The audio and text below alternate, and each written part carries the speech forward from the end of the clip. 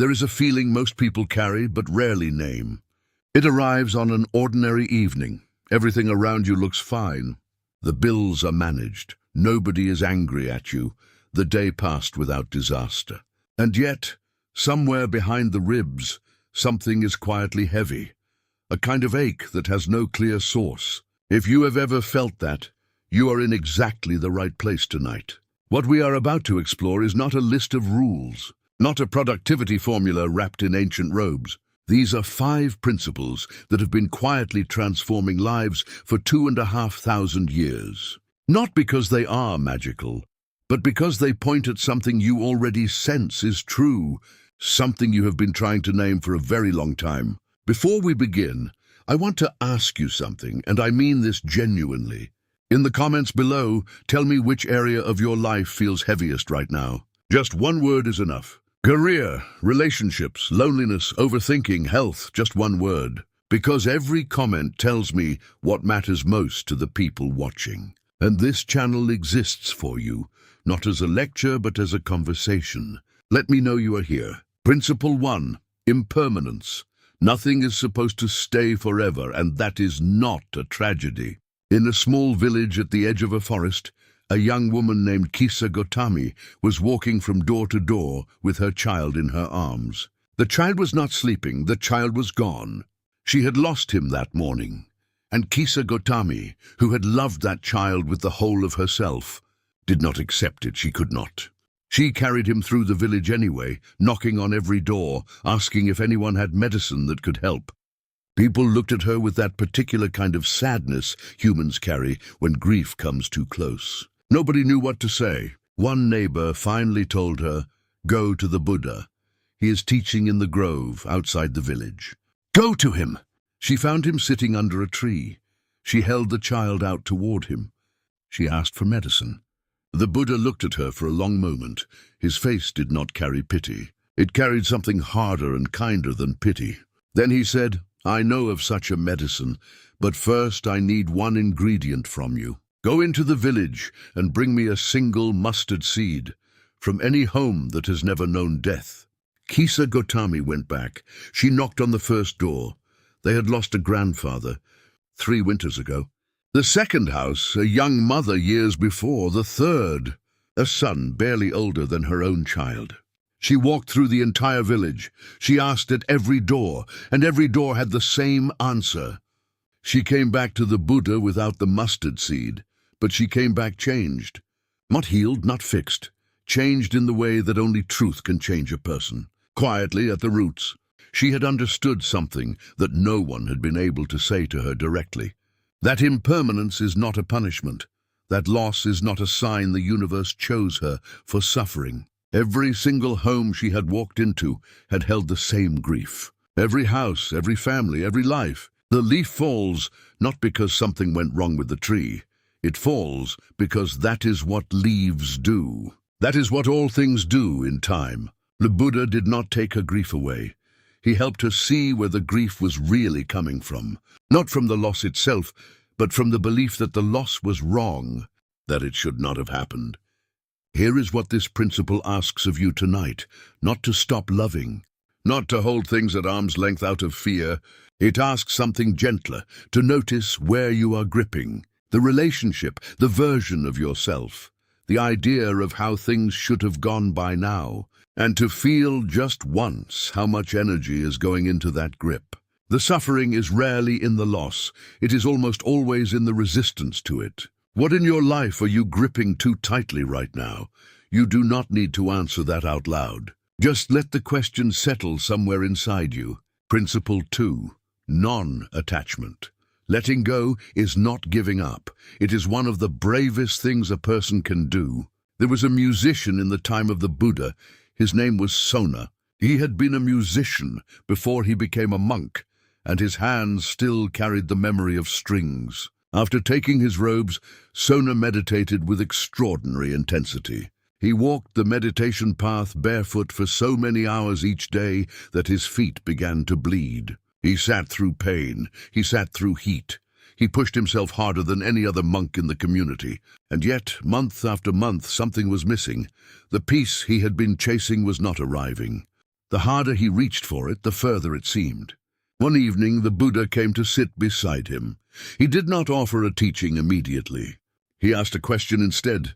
Sona, when you were a musician and your instrument was tuned, when it was neither too tight nor too loose, did it produce the right sound? Sona said yes. Of course, the string had to be at exactly the right tension. Too tight and it snaps, too loose and it will not sing. The Buddha said nothing else. He did not need to. Sona understood in that silence what months of effort had not been able to teach him.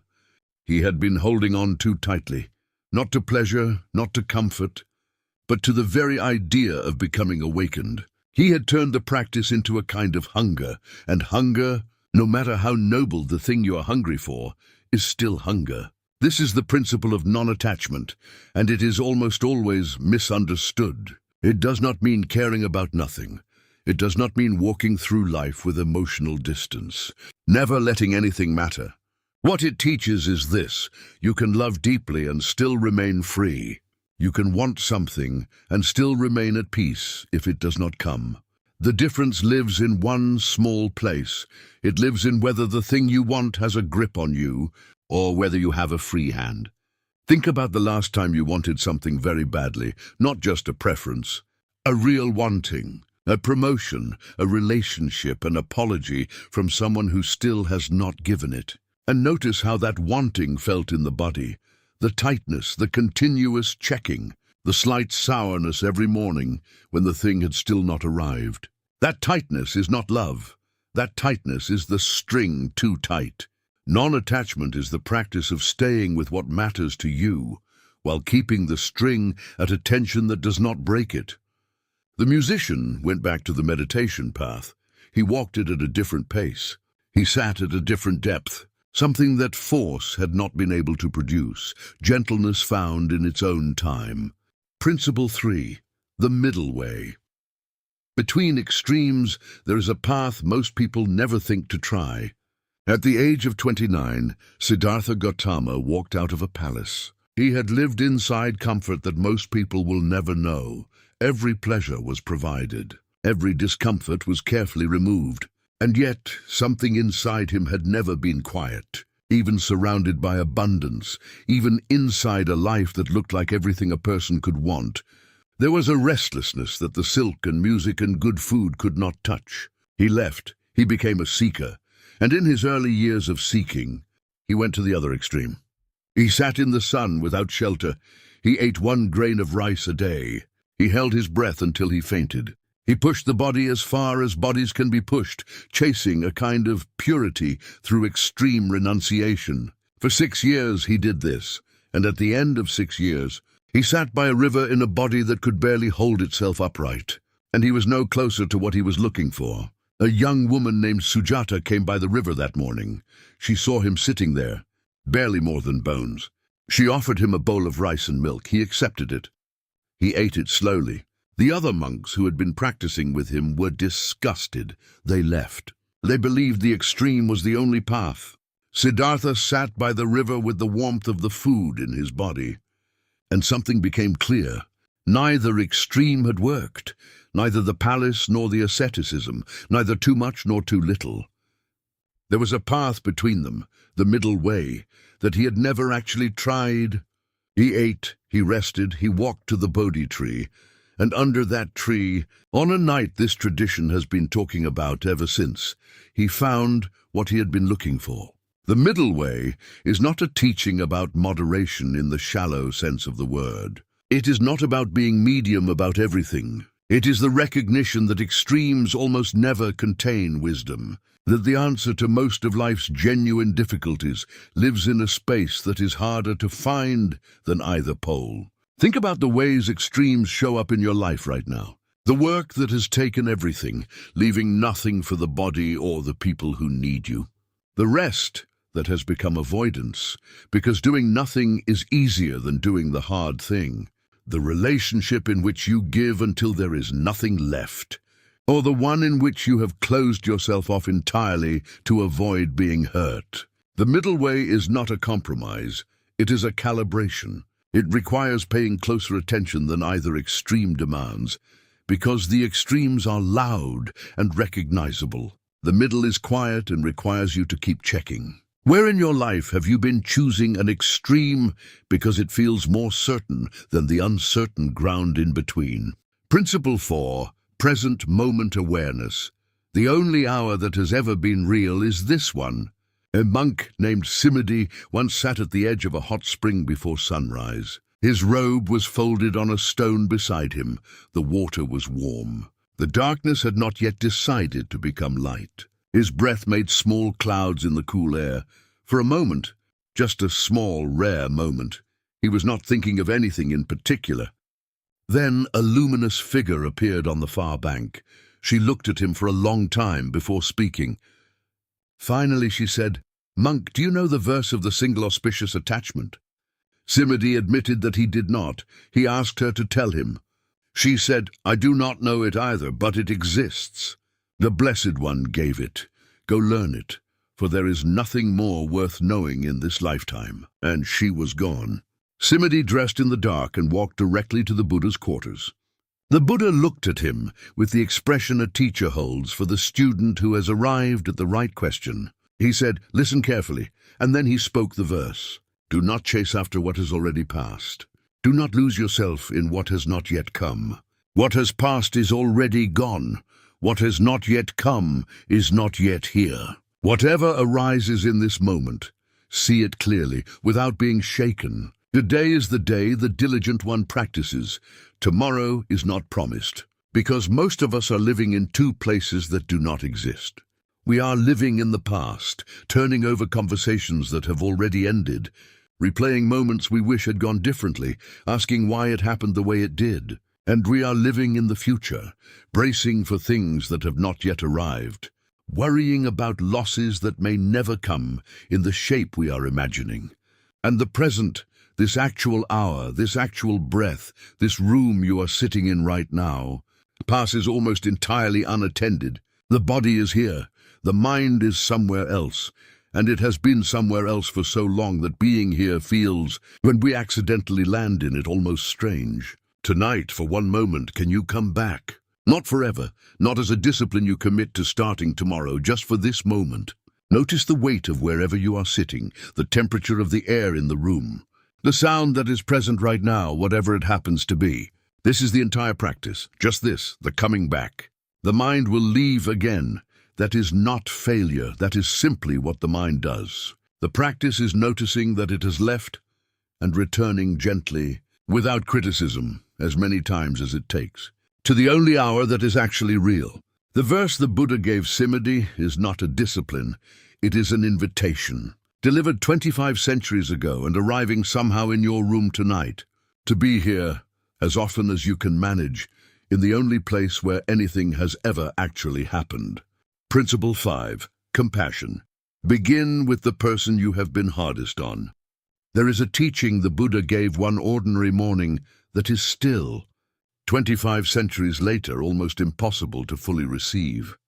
He was teaching on metta, a word often translated as loving kindness, but which carries something warmer than kindness and wider than love. It is the quality of wishing well, not performing warmth, not generating good feelings on command, simply the sincere wish, may you be well, may you be safe, may you be free from suffering. He said, begin with yourself. Those 3 words have been causing trouble ever since, because most of us have learned, somewhere along the way, that the self is the last thing that deserves compassion, that caring for yourself first is selfishness, that the right way to live is to give outward, always outward, to the family, the work, the people who need you, and that whatever is left over at the end of the day, if anything is left, you can give to yourself. The Buddha was saying something different. A lamp that has no flame cannot light the room. A cup that has been emptied cannot give water to someone who is thirsty. A person who has learned to be genuinely kind to themselves carries a warmth that moves outward into every room they walk into. Without effort, without performance. Think about the voice you use when you speak to yourself about your mistakes. For most people, that voice is a voice they would never use toward a person they love. It is a voice of summary condemnation, the kind that does not offer the chance to explain, only the verdict. You should have known better. You always do this. You are too much. You are not enough. That voice has been speaking for a long time, so long that it feels like the voice of reason, like the voice of honesty. But it is not reason. It is habit, and it is a habit that costs more than most people calculate. The tradition asks this. What would it look like to speak to yourself the way you would speak to a close friend who had made the same mistake? Not with softness that excuses everything, but with the genuine warmth of someone who sees you clearly, who knows your circumstances, your history, the weight you have been carrying, and who says you are doing the best you can with what you have. That is enough for today. We begin again tomorrow.